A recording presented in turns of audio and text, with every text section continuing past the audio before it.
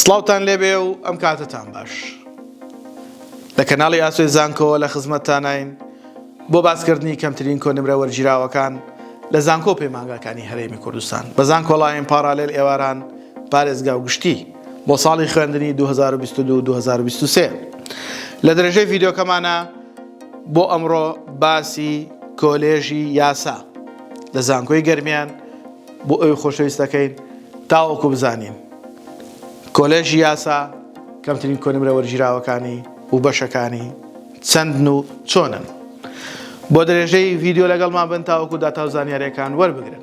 کۆلێژی یاسا لە زانکۆی گەرمیان تەنها بەشی یاسایی هەیە کە زانستی وێژەیی وەرەگرێت، زانکۆڵاینی پارێزگا 79.5 و گشتێکەی 86.374، پارالێلی پارێزگا 74.8 و گشتێکەی 81.374. قوتابیان و خوێندکارانی عەزیز، ئەوەی باسمان کرد تاقە بەشەکەی کۆلێژی یاسا بوو لە زانکۆی گەرمیان. بە هیوای ئەوەی ئەو کۆنمرانێکی ئێمە بۆی خۆشەویستی خوێنینەوە جێگەی سوود و ڕەزامەندیتان بێ و لە کاتی پڕکردنەوەی فۆرمی زانکۆڵاین سوودی لێ ببینن.